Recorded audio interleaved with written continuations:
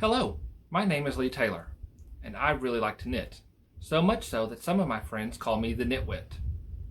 I hope you enjoyed today's video and possibly even learned something. So let's get started. In our chit-chat section, I want to start off by saying there are some links down below to some various knitting history / folklore links down below the description, so please take a moment and go check those out.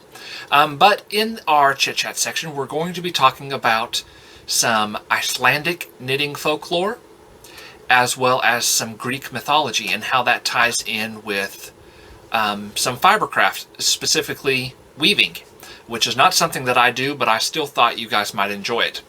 Also in this segment, I want to talk about this shawl right here. This is one of my own designs. This is the Stingray shawl, and I will pop up a picture of it right here. And I had no idea what this was going to turn into. I just had an idea of what I wanted to do here, and I just did some increases to make that work.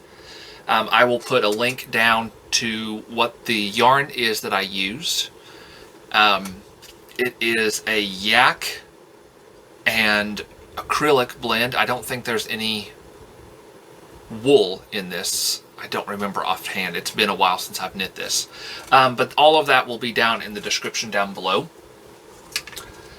I also wanted to talk about this little thing right here. Anybody who knows me knows that I am a sucker for stories, genealogies and family stories and stories in general. And this right here is a little Christmas tree that Mom made.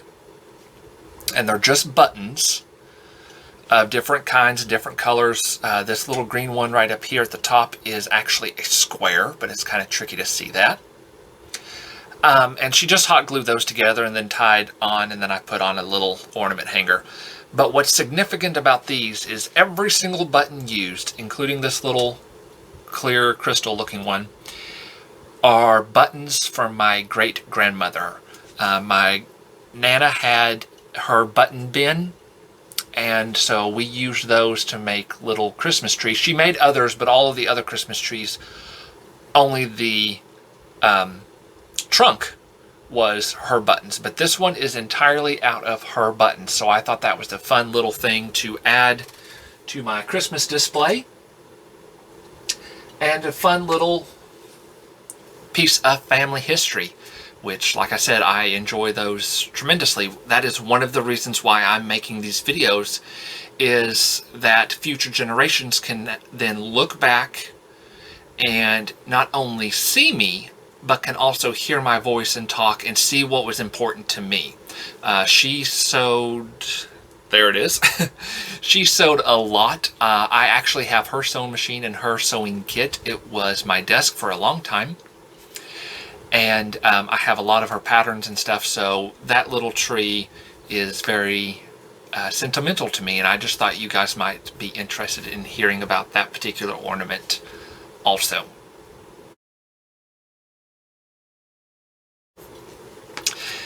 Our first little section of chit-chat is going to be about some Icelandic folklore.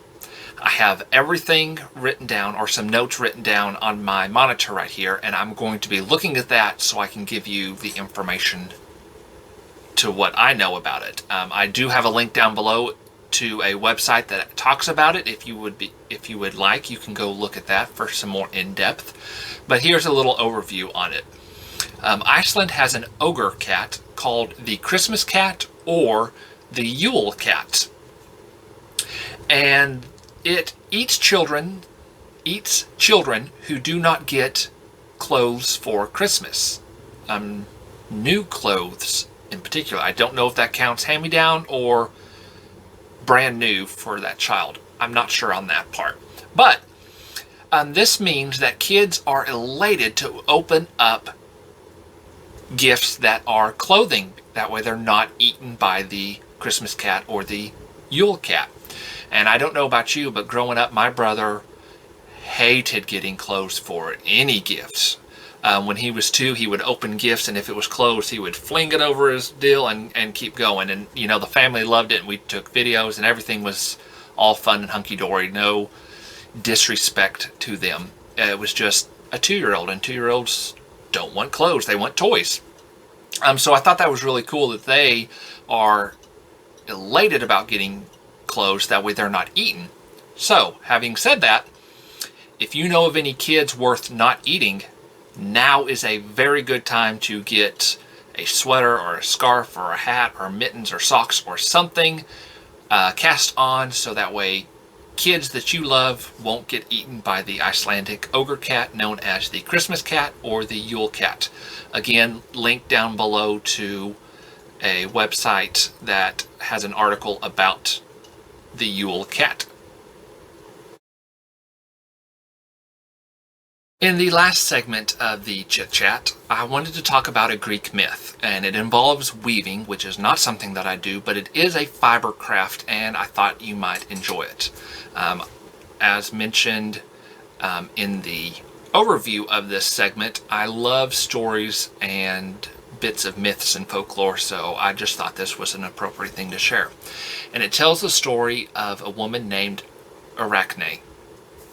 And some of you may know this story, some of you may guess where this is going, but we're going to talk about it anyways because it's my channel and I get to do that. So there's 2 different versions of this myth, and the one that I heard most recent goes something like this. I've got it written down on my screen and I want to give it to you so that way I'm not stumbling over my words. So let's take a look at Arachne. So again, there's 2 versions, and this version, she was an excellent weaver, but also full of hubris, was extremely proud of her work. Beyond normal pride in one's work, it was to a detrimental stage.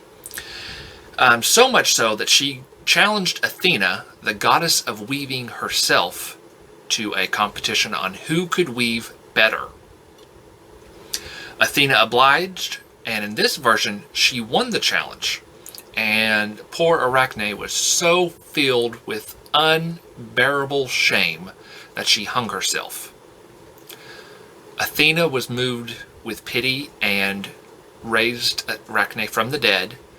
However, because of her hubris, she turned Arachne into a spider, thus Arachnid, as well as all of Arachne's descendants, so that throughout the countless ages, they could continue to spin and weave beautiful works of art. Again, that was in one of the versions. In the other version, Arachne won, and Athena just blatantly cursed her outright to become a spider and continue weaving. So in one, Athena won and Arachne killed herself. In the other one, Arachne won and Athena just blatantly cursed her. So 2 versions of the same myth, same endpoint, and same basic highlights. Mortal challenges the goddess of weaving to a weaving contest. The contest is over, and the mortal is turned into a spider, as well as all of her descendants throughout the countless ages, to spin and weave beautiful works of art. So I just thought that was a cool, if a little morbid, bit of trivia on some Greek myth that involves weaving, and in both of those also spinning. So I just thought you might enjoy that little bit of information. In our last segment of this week's video, I'm going to be talking about 2 new yarns that I bought. One is a Christmas gift to myself, and one is for a Christmas gift. And take a look at the yarn, the information about it, and talk about what they will be turning into. So without further ado, let's get taking a look at my 2 brand new yarns. First up, my new yarn is a base that I used for the warding spell shawl because I fell in love with it. And it is from Blue Barn Fibers. Links down below to their both their Etsy shop as well as their website. But this yarn here, let me get over here on my screen so I can take a look at it. Okay, so this is their Slinky 150 base in the colorway Jack from the Nightmare Before Christmas. There's grays and purples, and there's some splotches of blue in there, but not a whole lot. It's mostly purples and grays. A little bit lighter in person than what it showed on the website, but that's perfectly okay, because then it's just subtle hints of this purple. It is a fingering weight, superwash merino, 80% of that, and 20% of silk. It's very squishy and soft. I love the warding spell shawl that I knit out of this base, so I knew I would love this right up against the skin. And this is for my January project, Wrong Lever, or Lever, which is what I say. That is a cowl pattern by, or a cowlette as she calls it, by Barbara Benson. And I will link down below to her pattern tour. And from there you can find the link to go and buy this pattern if you want to knit it as well.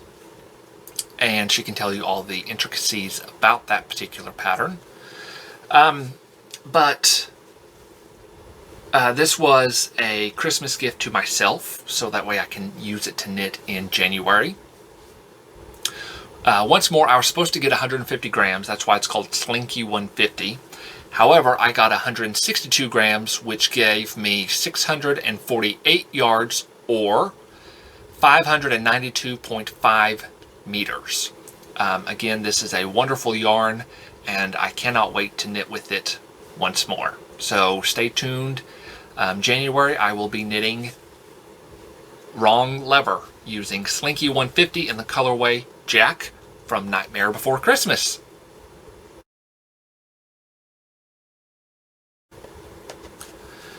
My other yarn that I bought for myself, this one is for a gift, hopefully a Christmas gift, we'll see.